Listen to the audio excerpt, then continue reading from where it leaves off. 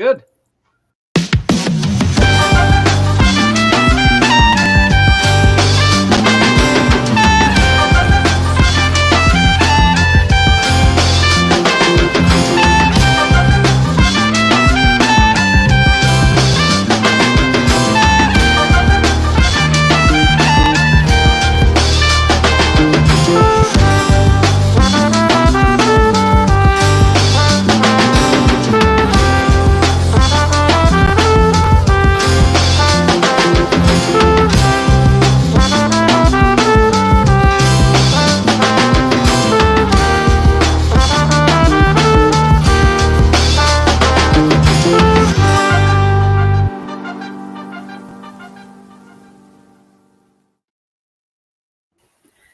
Good morning, going on daily.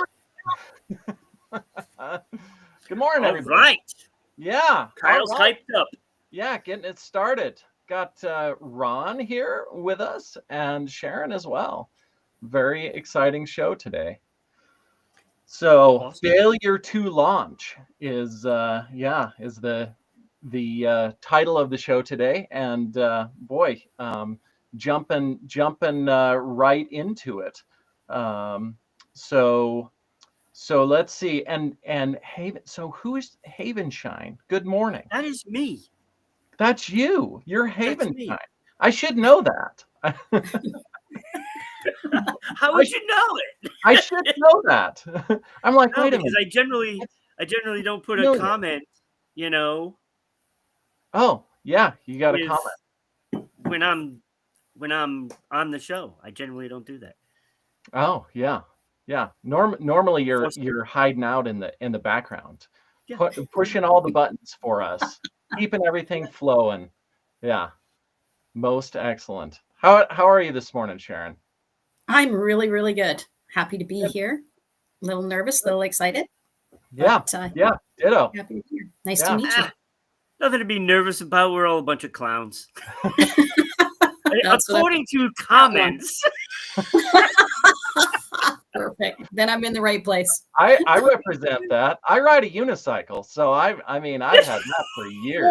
Literally what a clown does. Yeah, literally. Yeah. That's some talent. That's some talent, Kyle. It's stubborn determination is what it is. Yeah, yeah, it is. Yeah. So I don't know. I got a whole bunch of them from fans, and I wanted to share a few of them. Oh yeah. Let's hear them. So yeah. So these are coming from TikTok. I did YouTube the other day, and I'm doing TikTok today. Okay. So bear with me on this username. It is user 915-433-3036-407. Do you got that one? Yes. You got that one? Yeah. What a unique name. Give them a follow. Thank you. So it was in reference to Becky talking about Satanism and all the stars and stuff like that, because she's a conspiracy theorist. And she made a general claim about celebrities. Oh. So this user said, "We love Dua because she's unique and she is not a Satan worshiper." Not. Yeah. They love her. Yeah. Great. That's great. I think just because you're paranoid doesn't mean they're not out to get you.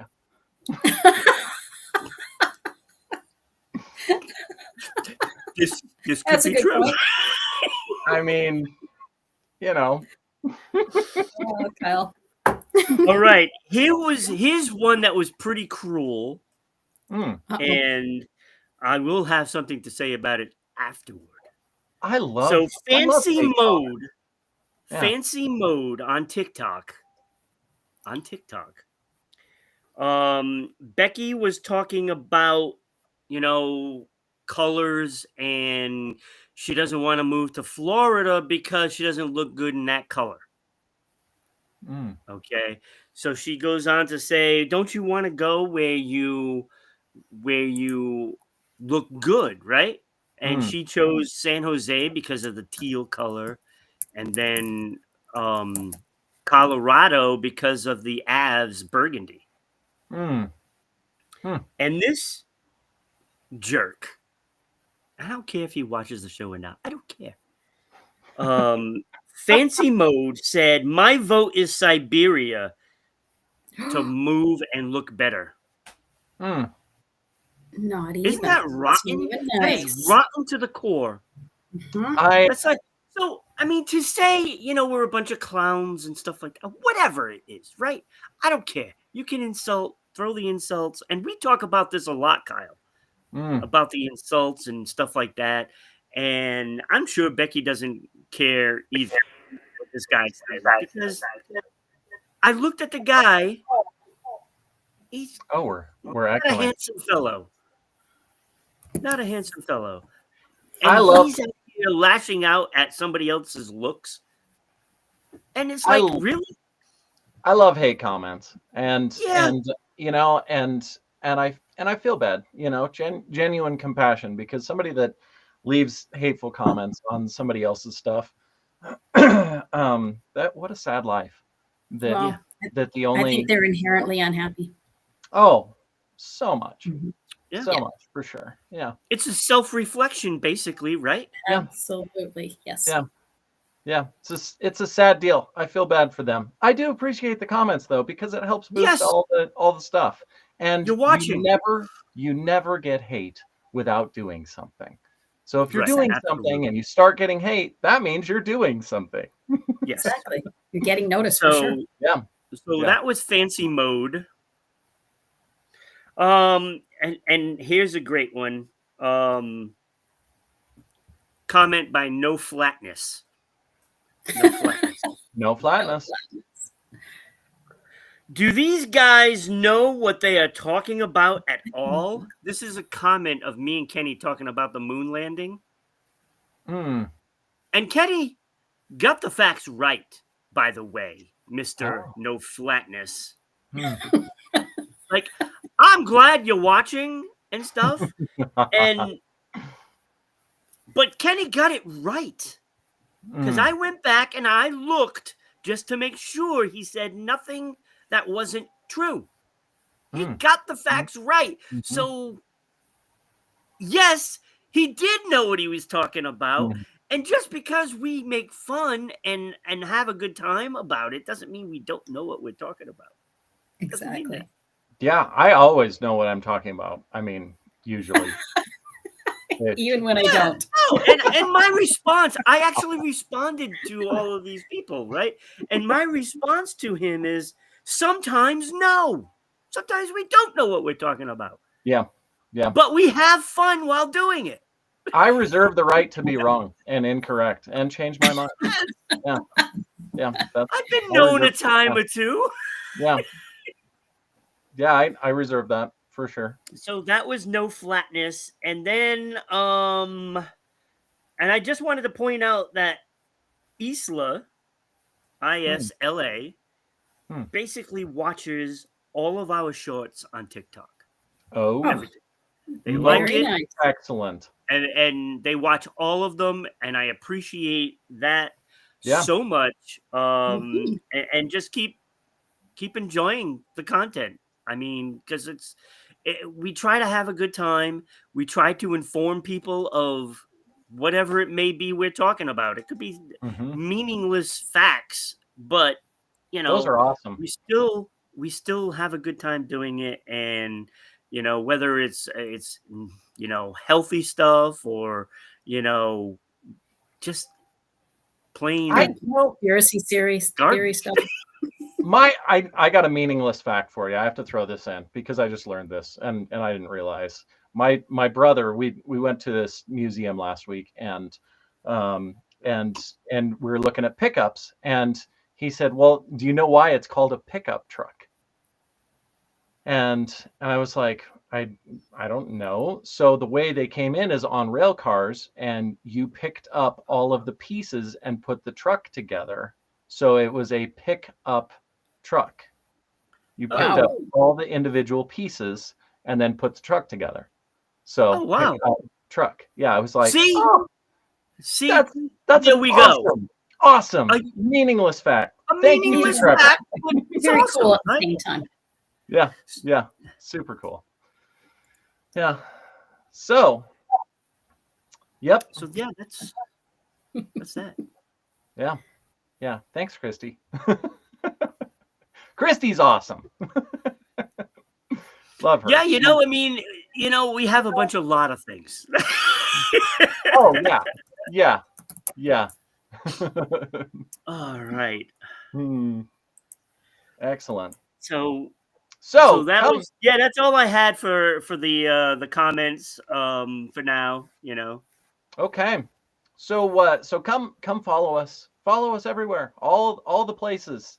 You can watch us live on YouTube and Twitch and Kick and what's the other one? Rumble. Rumble, yes. I know. I don't understand why it's like that. I have no idea. Yeah. You might think they'd make an R. It looks like a rumbly sign, I suppose. Yeah.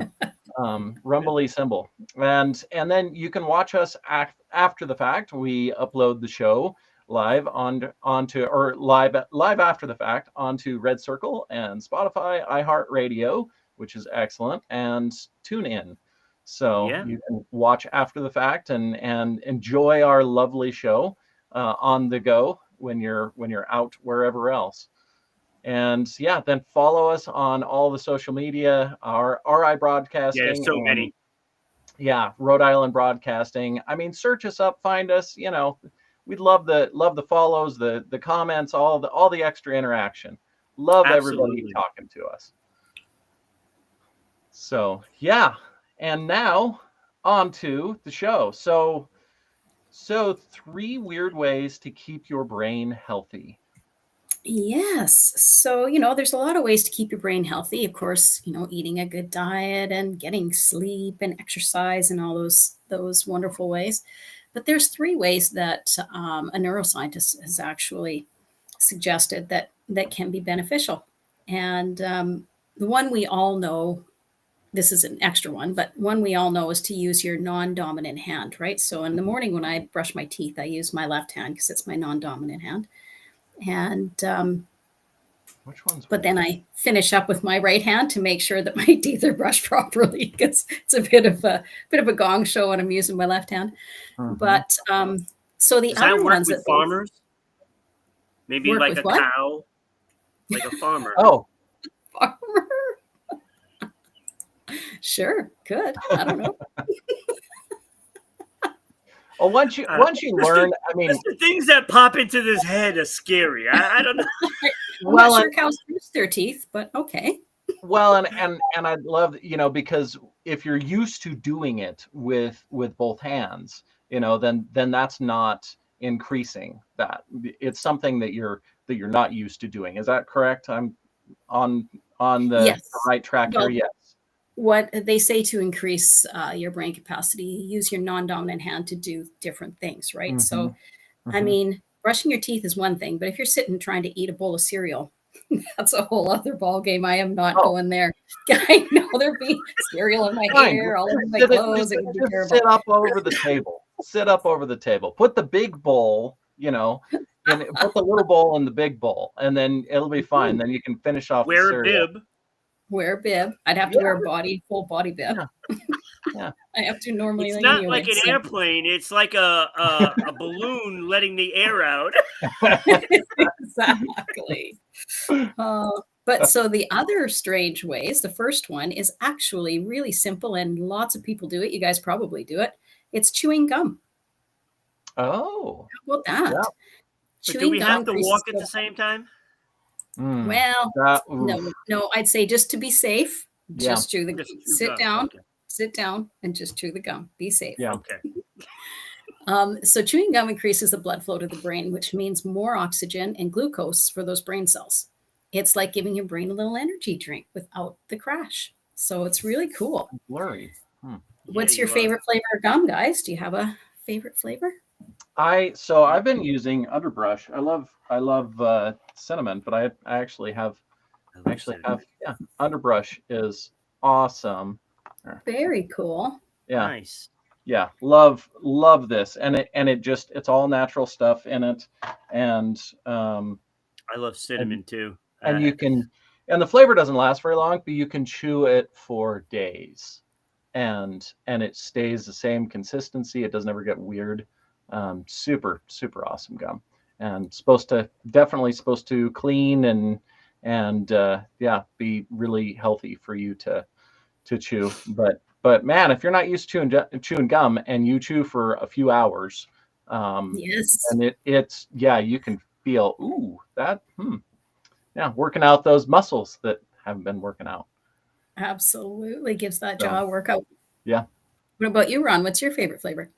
Yeah, it's like I remember, I don't even know if they still exist anymore, but Dentine because of the cinnamon. Yeah. And then I went to like icebreakers and stuff like that. So I mean, I'll chew any kind of gum, just because it kind of, I don't know, it's kind of relaxing to me. I don't know why. It's stupid, but no, but it's just like it's almost like a it's kind of like, I don't know, it kind of mesmerizes, and you're just sitting there chewing the gum, and it's like a constant beat kind of thing, and it kind of just zones me out. Well, sounds weird, but maybe it's just subconsciously how it you is. know that it's helping your brain. Yeah, Maybe you're getting smarter. Well, that would be a bonus if I get smarter chewing gum. It would be. Yeah. The other thing they say to chew on is hard objects. Like, I don't know if you were like me, and when you're in school, you chew on your pencil or your pen or whatever. They say that that's really good. Huh. It boosts Just your don't brain. chew the eraser till it's gone. Yeah, don't eat the crayons, and don't eat the crayons. Yeah, don't eat crayons, and don't eat the eraser. That's crayons aren't hard though. But yeah.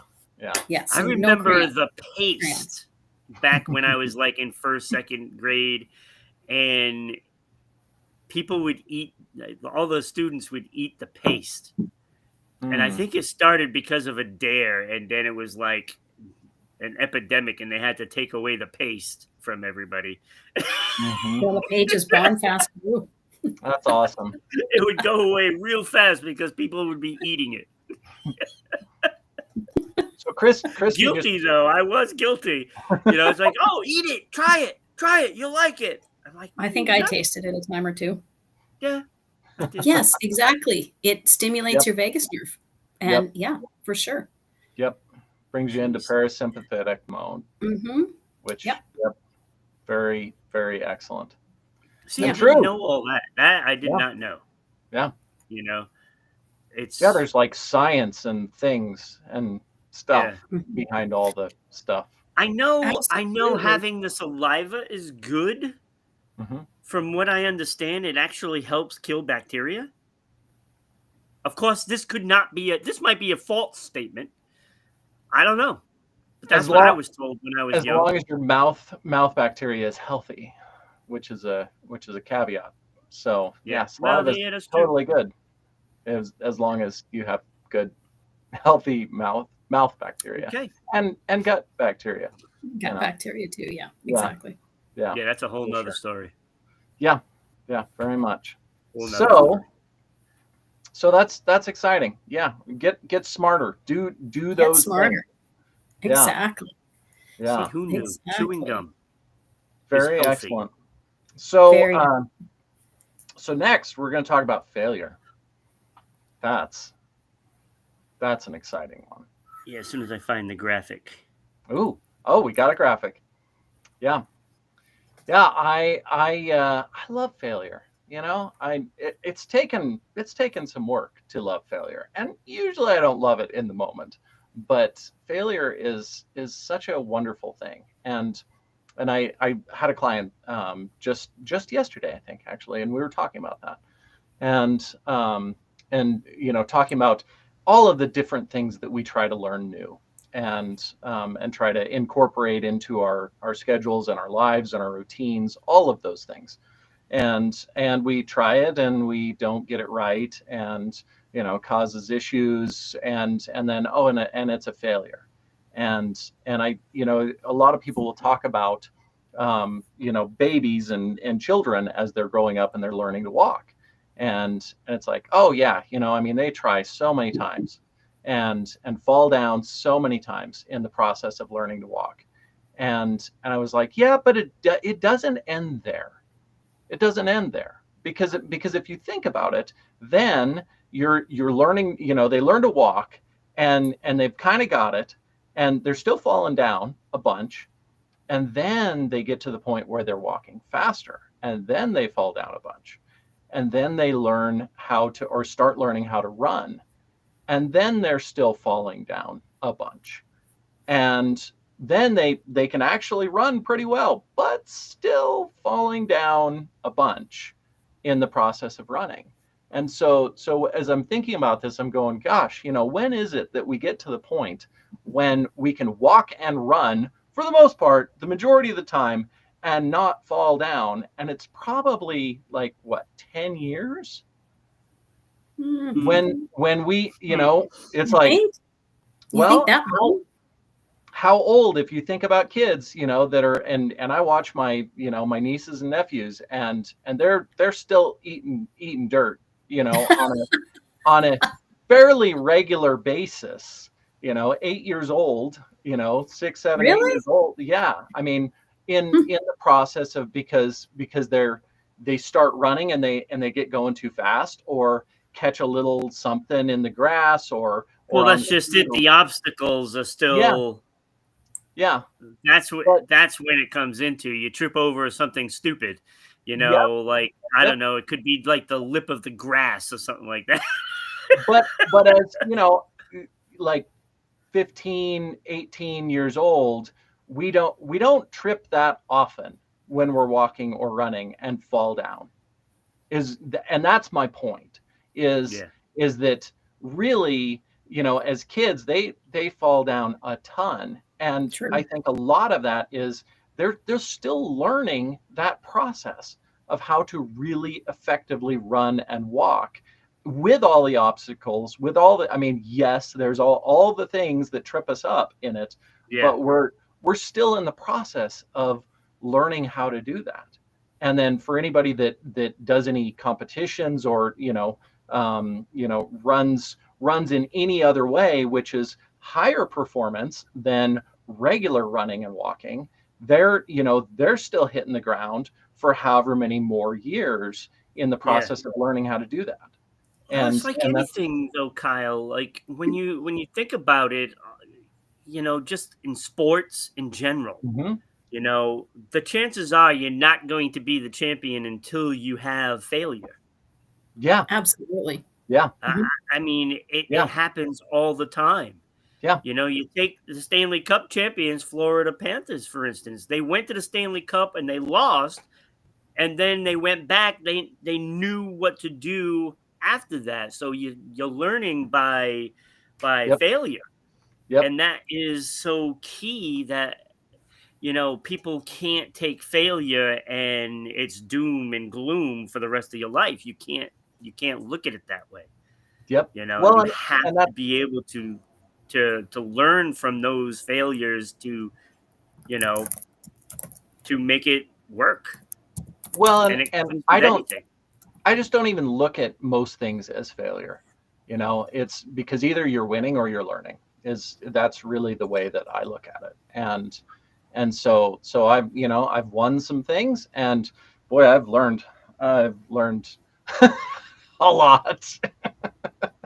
And a lot of people would call them failures, but and probably in the moment I was like, oh gosh, that was a failure there. But I think, sorry. Yeah, no, you're good. You're good. Jump in there. You got see it. You look at people like Walt Disney. He was fired for being, what did they call him? They told him that he had no imagination, and he was fired. Walt Disney. I mean, just because you quote unquote fail at something, it just means that you're not in the right place. It's not the right time. Mm-hmm. And you definitely will keep on going. I mean, when Oprah was first reporting, she was a reporter, I believe. Mm-hmm. And they told her that she was unfit for TV. Mm-hmm. I mean, my God, one of the largest afternoon talk show hosts in the history, and they I told wonder me, if that guy still has a job. holy heck, right? Like it's crazy. So, and can you imagine if Oprah or Walt Disney would have went, oh, okay, they told me I can't do it, so I'm just going to go, work at Sobeys or Walmart or something. Like, well, and I think it's easier, I think, in a lot of ways for us to look at these big things and the big people that have done, that have gone through all the failures. And I think it's much harder for us to, because then it's like, okay, yeah, all of these, grand dreams and hopes and goals for the future. It's okay if we fail along the way, but for instance, and I'll just say, with myself, I've been running project management software for my business, for my life, for all kinds of different things for, I don't know, probably 15 years. And the amount of stuff that I screw up on there and don't get right and don't have it organized and don't get it put into there and don't get it checked off. And I mean, it is, but I think those are the things. It's all the little things in our life that cause all of the havoc and all of the issues, because it's like that, because really what our day can, what our life consists of is all of these little things. It's the coffee, the coffee that I make in the morning, it's these conversations, it's the text message back and forth. And so all of those, it's all of those little things, which are like little needles. And if we look at all of them as failures, then it makes for, I mean, that's why a lot of people, they have miserable days, because it's like, this little thing, this little thing, this little thing, this little thing, and so and however many of them fight through all of those things. But I think it's, I don't want to put anything on it. Well, and yes, and it's true, but I think that you get a much happier, joyful, successful life if you don't view all of those little things along the way as a big deal or as failure. Exactly. Yeah, well, I mean, that's what society tells you. Society tells you that failure is bad. Mm-hmm. And all these little times that you fail, you're thinking, oh, it's bad, it's bad, it's bad. Mm-hmm. But you're really learning. If you take that running analogy and put it into a wider scope as to anything, you have to make mistakes in order to progress. Yep. And the brain works in mysterious ways, and it puts a stigma on it. And we love doing that as a society, which is terrible. And I don't know why it's ever developed into that. Well, we are trained and programmed from immediately before we get into school and all the way through school that, I mean, it's either pass or fail. You get to be the smart kid in the class. So you're at the high end of the pass, rather than the low end I was at the low end of the pass, but that's, that's how it's viewed all the way through. And that's how everybody thinks of it, but it's not how the real world works. That's, so we get out of school, and for the kids that did really well, fortunately for them, but unfortunately for them, if they've done really well, they've succeeded in all of these things, and maybe they had to work hard at it, but if they were a success all the way through, then they get out into the real world and it's not pass and fail. It's all kinds of in between and failure along the way. And so it's much harder, I think, for a lot of people that have done really well in that system to then manage, regular life, regular jobs. Can I make a confession? Yeah. Okay, so I'm not gonna say I was smart, okay, because I'm not like smart, but I'm okay. I don't really have to study.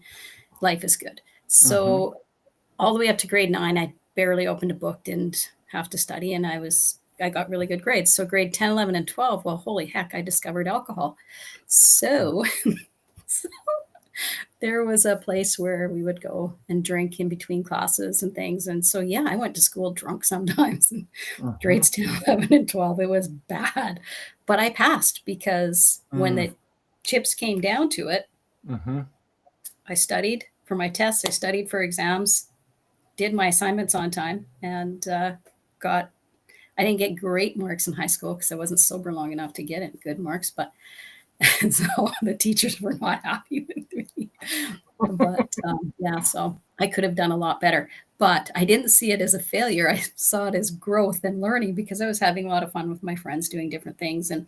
And quite frankly, school just wasn't important to me. But I understand what you're saying about how school sets people up for failure because I knew some people who struggled. They struggled hard in school. And I felt really bad for them because they were very frustrated. And, in school, you're measuring yourself against others. And that's where that is taught, right? Yeah. Oh, look at Jim over here. He is a straight A student and he is the president of this and he's on the chess club and he's running. He's on the sports teams. He's, doing it all. And if you're not doing at least half of that, you feel like a failure, which is ridiculous. Yeah, I took the opposite road. I know when I did what I had to do right up until high school. And once I was in high school, it was like social hour. Or social 8 hours. Yes. Oh, yeah. And I literally didn't do homework or study for any tests because I knew it already. And so I'd go in and I'd ace the test. And I only ended up with like average grades because I didn't do any of the homework. Exactly. So when I got home, I didn't want to do school, so I didn't do it. And then, I would get like B's and C's just out of the pure fact that I could learn it really easy in school. And who knows what I could have become, right? I could have had straight A's if I tried. I'm in the same boat. Exactly. Yeah. So I didn't. It's just different roads, right? Yeah. I'm glad that I struggled through because I didn't do the work either. I'm a rebel just so much. And that's what I forgot to do. I forgot to take that test. Oh yeah. We gotta know. And we can ask Sharron now too. Have you heard of the 4 tendencies? Nope.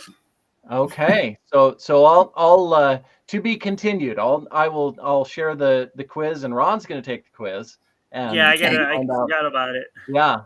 Find out what you saying you were a rebel just reminded me. Yeah. I was a complete rebel. Always. Well, I mean, you're showing up at school drunk. I mean, it's a bit rebellious, right? That's pretty rebellious. Yeah.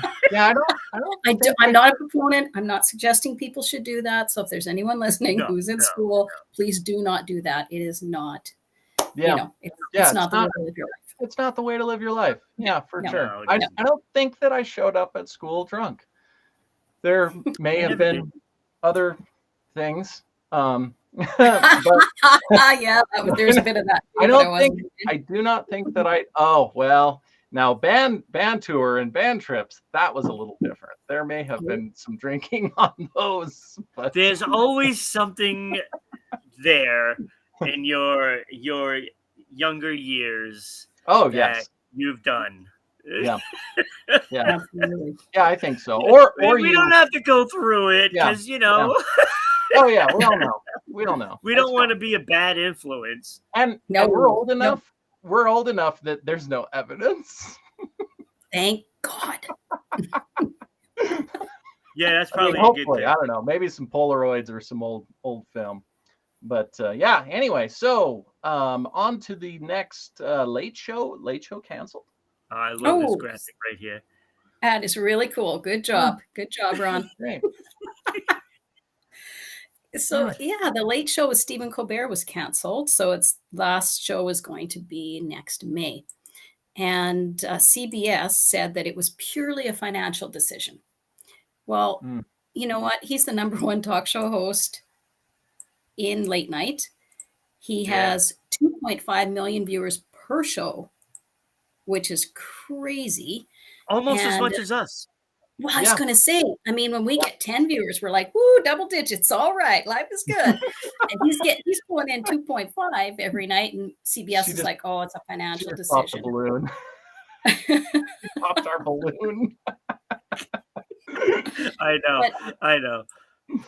But now it's begun, being brought to light that it looks like it's because he called out Trump for bragging about getting a settlement from not CBS, from Paramount, because 60 Minutes did an interview. This was back when he was running for president, with Kamala Harris, and he said that they skewed the interview to look like she was the better candidate, and they skewed it in her favor. And so he sued them. Well, there were law firms and legal experts coming out saying like that when you go on and you're interviewed on a platform like that, it's their job to edit and to cut. And if he feels they skewed it in her favor, then, too bad, so sad. He knew what he was getting into.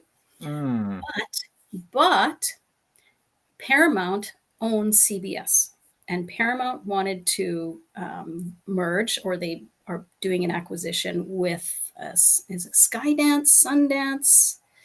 I can't remember. Another place. And so they needed the FCC's approval for this merger. Well, guess who controls the FCC?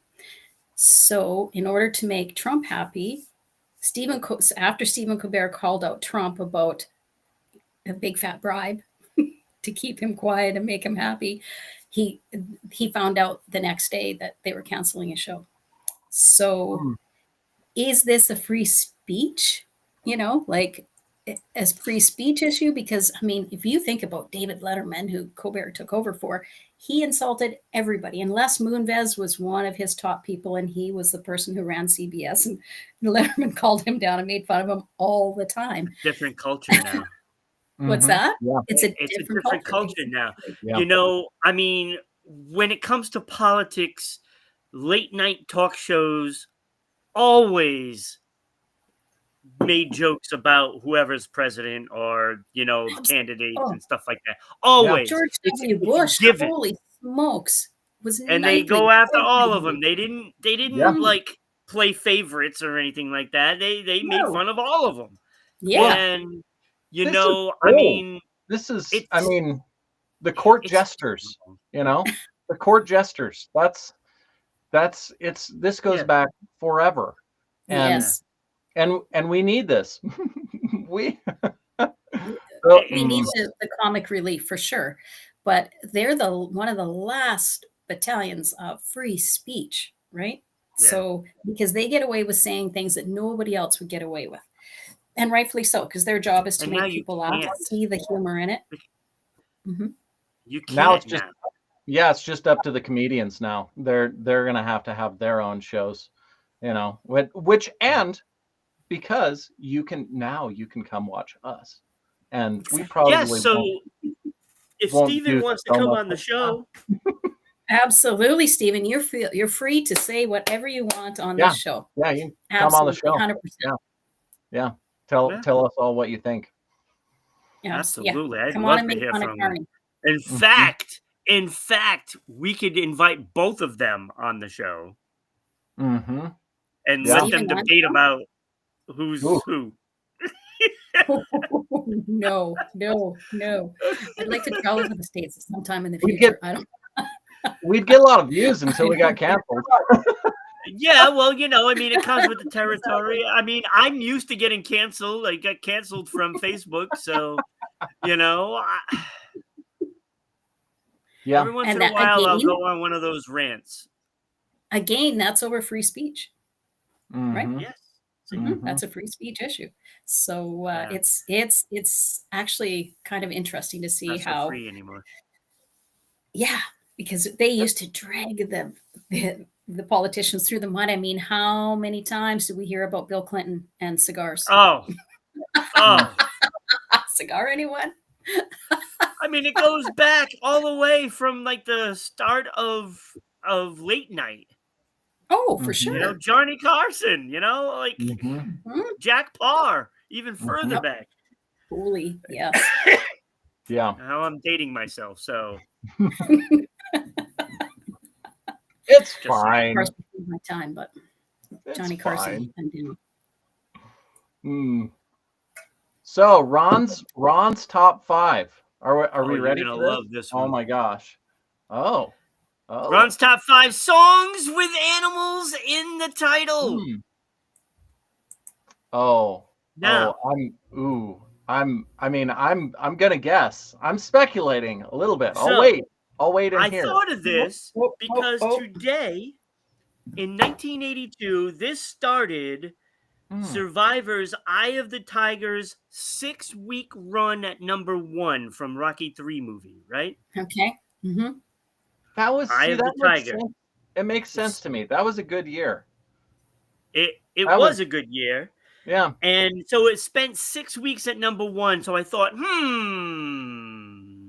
wonder what other songs have animals in the title. And then I started writing them. And let me tell you, there's so many that I couldn't write all of them down. There's so many. I hope my favorite one's in there. And there's so many good ones. And I had to leave some good ones off my list. Like Fly Like an Eagle. You're going to get obliterated for, probably.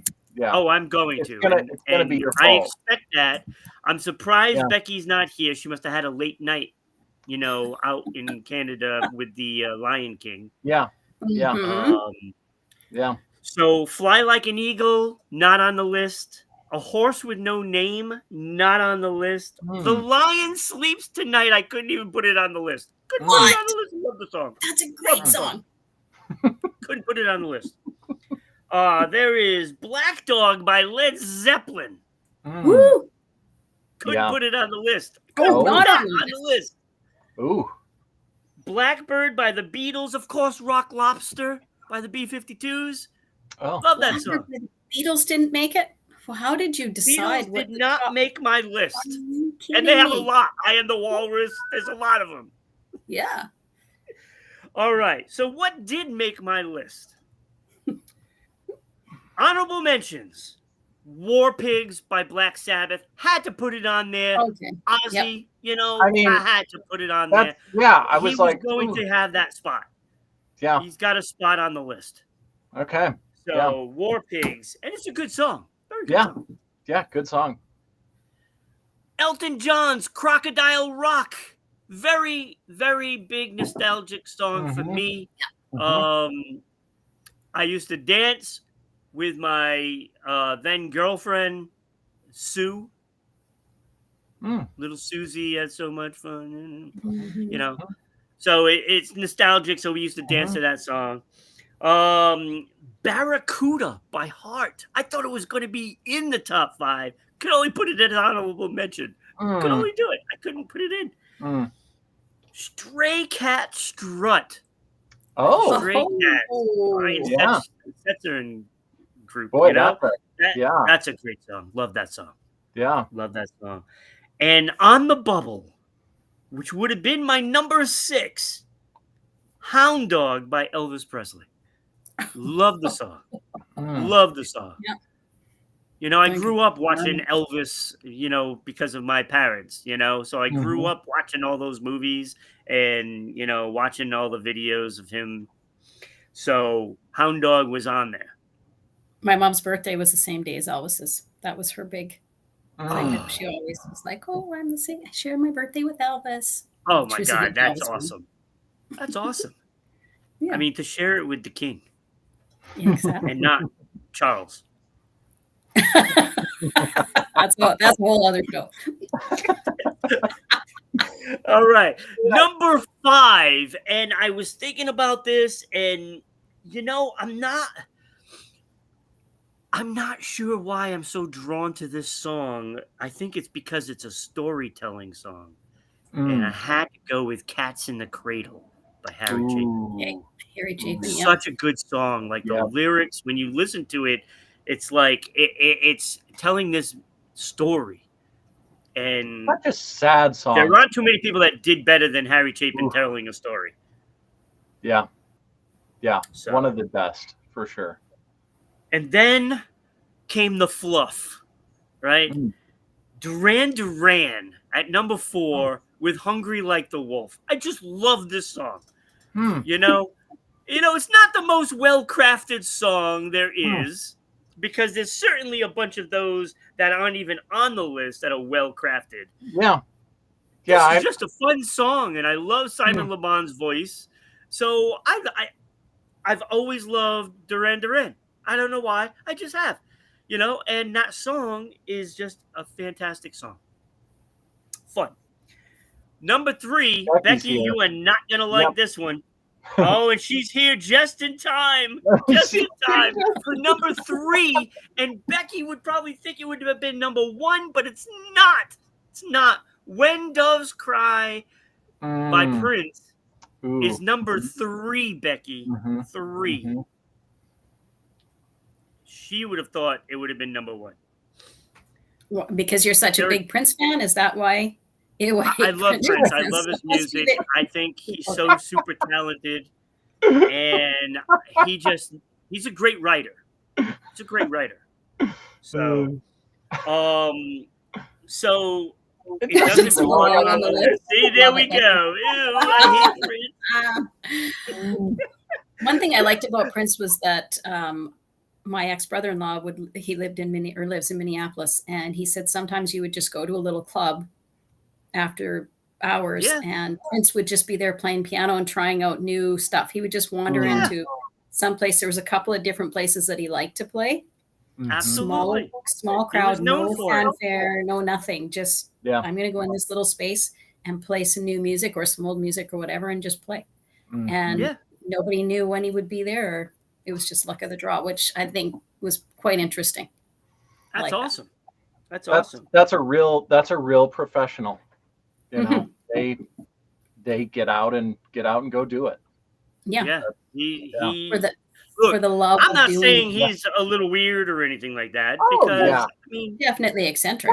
We're all weird. When you think about it, I'm eccentric. Guilty. Definitely. When you think about all these super talented people, they're very odd in most cases. Yeah. Oh, that means I'm super. I have to be super talented because I'm definitely odd. I'm definitely odd. What was number 5? Oh, number 5 was Cats in the Cradle, Becky. Yeah. I love the storytelling. I love it. It's a great song. Number 2, and this is so weird because it's like I have Ants Marching by the Dave Matthews Band. I love that song. Love that song. Love Dave Matthews. One of my favorites. Absolutely. So I'll agree with this choice. Yeah. I'll fully support that. But then there's this number 1 song, and I think it might be the Baha Man. I was thinking about putting it into my top 5, but just didn't make it. Just didn't make it. That's but good. Number 1, I think, is one of the top 10 to 15 songs ever made. Okay. Ever made. But it's we'll not be the judge of that, Ron. In my life, I remember this song played such a big part of my life that it'll forever be ingrained into my head. And that is Leonard Skinner's Freebird. I absolutely love this song. It is so good, and prepare to be disappointed. Most of it is all music. That's what she says. Actually, I agree with you. Freebird, yes, definitely. See, Becky, that's how it's done. Yeah, Freebird is fantastic. Okay. So I mean, I probably would have traded War Pigs for not Freebird, but for Hungry Like a Wolf. Or All I Want for Christmas is a Hippopotamus. That's good. I was thinking about putting Rudolph in there too, as well. You could have put that one first. There would have been lots of hate on that. Yeah, I thought about Rolling Stones as well. No, but not sung by Susan Doyle. Sorry. Rage Against the Machine I like as well. Mhm. There's so many. Pink Pony Club by Chappelle Roan. Yeah, Mm. no. I don't know Mm. that song. I don't know it off the top of my head anyway. Mhm. Mhm. I mean, there were so many songs that I wanted. I liked Night Owls by Little River Band. I just Oh, love Little River yeah, Band, yeah. and that was a song that I have the 45 for it. I Mhm. bought the little record, had the I turntable. And remember Nice. Oh, go I ahead. was Sorry. I was working out of town at this this place in the middle of nowhere in Wyoming, and we come into town and I see on the sign at the bar that the Little River Band is playing tonight, and this was years ago, and I was like, oh, okay, well, tomorrow work is going to suck because I'm going to go watch the Little River Band, and so I was super excited about that. yeah, and it hurt when I didn't have Lion Sleeps Tonight in there, and it's like, Mhm. Mhm. that one I mean, Oh actually yeah, got bumped by White War Rabbit. Pigs. I would And have then bumped when I Real listened to War Blackbird by Pigs, the I Beatles. felt, because I listened to it after I did the list, and then I was like, oh, do I need to move War Pigs up a list?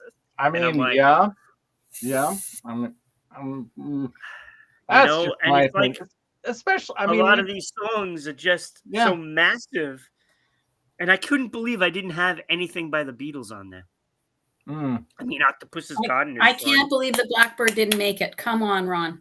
I'm disappointed. I'm very I am disappointed. too. I thought this was going to be easy. It wasn't so It's never easy. easy. These And I'm were sure I forgot a all made whole my bunch of list. songs. You're gonna have to do a list, Becky. I mean, that's Let's cry not on the list. yeah. Eye of the Tiger, Crocodile Rock. Yeah, I'm with you. I'm with I you didn't 100%. have Eye of the Tiger even on the list. Mm-hmm. No. There were And some that's lists that have Eye of the Tiger as the number one song. when I was in high school, we were the SVRSS Tigers. So because it was back in the day when Eye of the Tiger was a big song. So when we played volleyball or whatever, we would come out to, that was our theme song, Eye of the Tiger, and we'd all hit the court and be try to be cool. Like, Cat Scratch Fever. These are all on my list. Cat Scratch Fever, there's Karma Chameleon, White Rabbit. These are all great songs. Yeah. Rockin' Robin I didn't have on the list. Yep. Little Michael. I noticed that. Yeah. I mean, what we call this is first world problems. Yes. Good observation. These are. I like the Beastie Boys and didn't have them on the list with what's the song? Brass Monkey. Yeah. That Funky Monkey. I mean, there's a lot. And of course, Tom Jones, What's New Pussycat? Oh, yep. Just so I can get away with saying it. Peter Griffin loves Surfing Bird.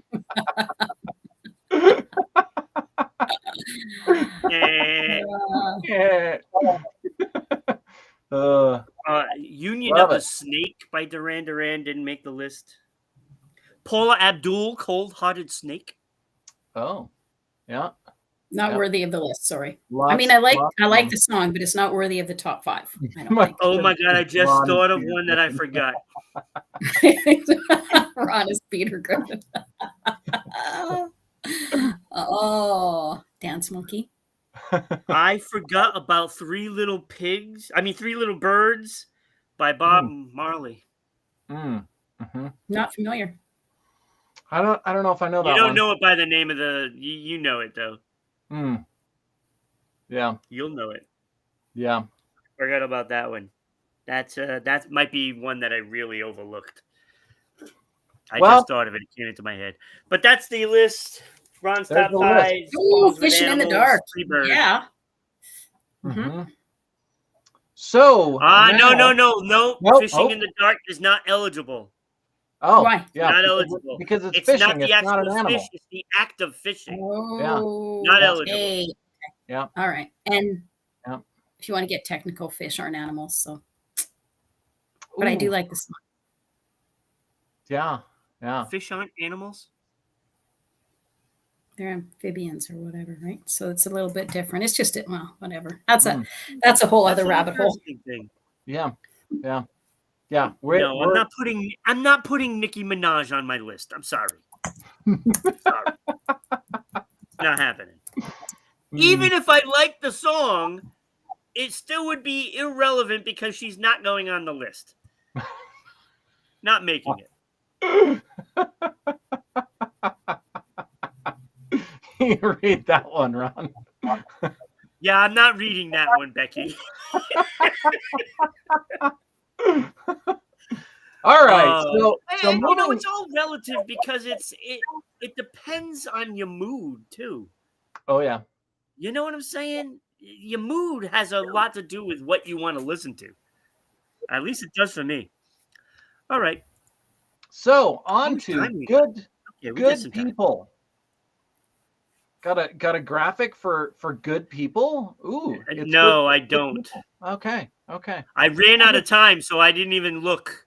Okay. Well, I mean, we know obviously that, you know, this is about good people because it says. But it's us right here. Yeah, it's good people. This is the graphic. Yeah.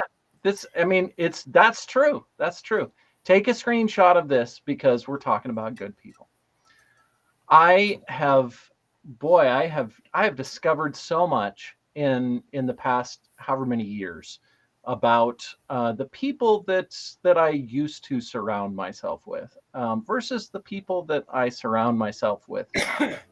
And it wasn't that I wasn't aware of this before. I have just become that much more aware of it. And I, you know, it was Jim Rohn, I believe, said, you know, we are, and you'll have to correct me in the comments if I'm wrong with this, but we're the average of the 5 people that we spend the most time with. And so we want to have a good average. I would prefer to be the least in the group of the 5. You know, I'll be at the bottom. You know, hopefully I can find 5 other people that I can surround myself with all the time that are all better than me in all the areas. I would love. I don't know if I'm going to find 5. It's hard. That might be a tall order, hey, Ron? Yeah, it's difficult. But I think, you know, and over the journey of especially the last couple of years, I have, you know, and I don't remember the quote, but somebody had said something about it's not all of the things and you know, the successes, the things that we do in life. It's the people that are on the journey with us, and that is the most important thing.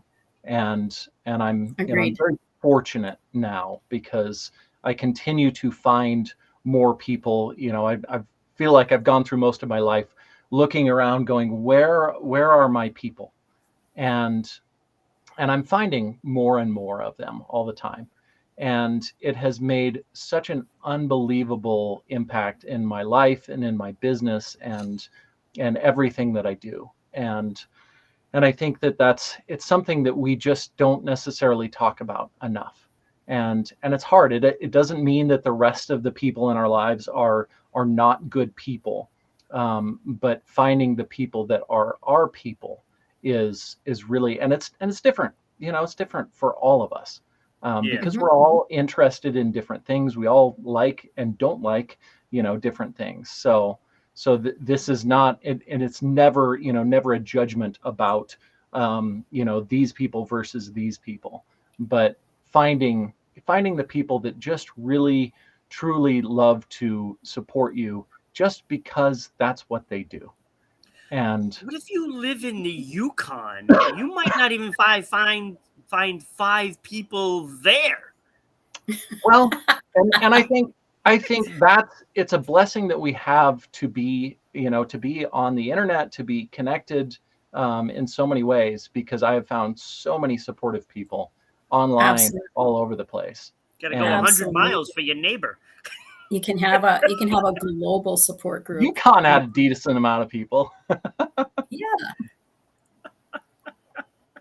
But I think that it's a huge essential thing for all of us to find the good people because they are out there. And then the other part of this is for us to actually learn how to, because this is a learned skill. All of it's a skill that we can learn, but learn how to allow them into our lives.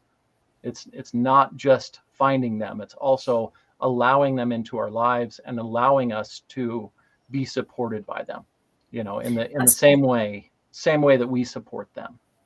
That's a really good point, because when you or when people encounter people who are not supportive, who are actually detrimental to your emotional and psychological well-being, you put up a wall.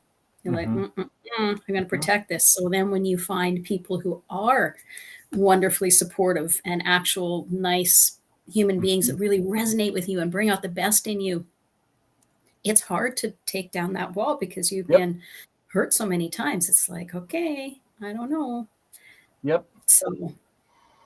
So that's a really good point. To open yourself, to allow yourself to open up and allow them in is crucial. That's crucial to maintain those relationships. It's why the healing. Oh, sorry. Go ahead. It's why healing work is so important. We don't heal so that we can feel a little bit better. We do the healing work so that we can accept all of the good things into our lives. We're used to, for most of us, we're used to some sort of chaos and drama and all the things that go on in the world. And we have to learn how to accept all of the good things into our life. What a good Becky. Absolutely agreed. Good people make in your life. When you have someone toxic, they drag you down. When you're surrounded with goodness, it makes life so full. That is, it certainly does. Yes. And I know I sounded sarcastic saying I got to find 5. I know a lot of people that are really good people. Yeah. I think the majority of people are good. Just once in a while, they just do not so nice things, but that is part of being human. And it's hard to have that goodness all the time, because everybody falls victim to stress, or you didn't get enough rest, so you're kind of a little edgy, and everybody falls victim to that. And, so it's very likely that someone does something that wasn't very nice, but it doesn't make them a bad person. Yeah. No. Yeah, it doesn't necessarily make them a bad person, although there are some. There's 1 or 2 nasty people out there. Yeah, there are. Yeah, they wander around a lot, so you got to kind of watch out. Exactly. And Christy, staying open is hard, but you know what? It's so rewarding once you start to let people in and be open. It is so rewarding, and when people do negative things, what I've learned is it's their journey. Just because they say or do something to me that I find less than ideal, it's not about me. It's not a reflection of me. It's a reflection of them and who they are at that moment. So yeah. And Becky made a good point. We have 10 on this show, and it's like, I don't know what I'd be doing if I wasn't doing this show every day. And the people I've met doing it, even the people that aren't on the show now, I think about, like how Martin and Mike and Rick and all these other cast members that have come and gone, they are not bad people. Yeah. They're good people. And we get to know them for a short period of time. And hopefully they stay, in our lives, going forward, and they're always welcome to come back on the show at all times. I'll find ways, even if I have to do 2 shows a day. I don't care. Yeah. Well, I mean, it sounds like we're losing a late night show. So, I mean, I know. We can fill that spot. Yeah. Absolutely. Yeah. Absolutely. We should go live at 9 o'clock at night. Yeah. Yeah, your time, Ron. I'm good with that. That's easier for me. Becky still talks to Martin and Mike often. Great fellows. Yes, they are. They're absolutely. I can't say enough about these people. Really can't. And I don't know. I'm just glad I got this ball rolling last year, and it's been great. And there's so many people in my life that are important to me. So, so looking for 5 was not really that difficult. Mm-hmm. I mean, I have a board game group that I see all the time, and just friends along the way. So, yeah. So good people is not hard to find. Maybe it's more difficult to find good people for for what you enjoy. Yeah. It's hard to find people that have things in common. Mm-hmm. But you can do it. There are communities out there everywhere. You can just join a community and absolutely you'll find it. Yep. You'll find it. And it's hard either way. That's the choose your hard. It's hard to be isolated. It's hard to not have those people in our lives. And it's hard to accept and embrace them into our lives. Yeah. We just choose our hard. Absolutely. 100%. I noticed that since I started opening myself up and just, okay, life's going to be what it is. I'm not going to have any preconceived notions. This is what I like. This is who I am. And just open myself up. A lot of good people came flooding into my life. I used to complain because there's no women golfers. I couldn't find any women. It was always guys, which was fine. But it's nice to go out with the girls and have some fun. And now my life is full of women golfers. It's awesome. A lot of choice there. Very awesome. Yeah. Well, cool. So we're wrapping up the show. And that's as they say, that's a wrap. This was a good one. Glad to have you guys all on, and thank you to everyone out there for watching the show and subscribing and commenting and all of the things that you do. Yeah, now they got to come back Saturday and do it all over again. Yeah, that sounds exciting too. Ira returns with Lana, and I can't wait for that one. Sunday is Ron and Kenny. Looks like. Yep, I come back with Kenny on Sunday, so I'll have a list ready for him that he will absolutely hate. Oh. Is that the objective one list that everybody hates? Yes. The objective. So when I'm on with Kenny, I gotta have a top 5 that he's not gonna like. Okay, perfect. Like it. Because he'll expect something else to be on there. And like last Sunday, he was upset that he didn't have Armageddon on the list of moon movies. It's not a moon. How can you be upset? Yeah. Yeah. That's interesting. Yeah. Yeah. Right? I mean, not a moon. It makes sense. Makes sense.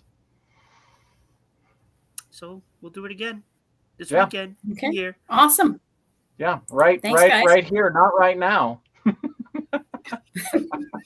right. Have a good day, everybody. Thanks, guys. You too. Bye, guys.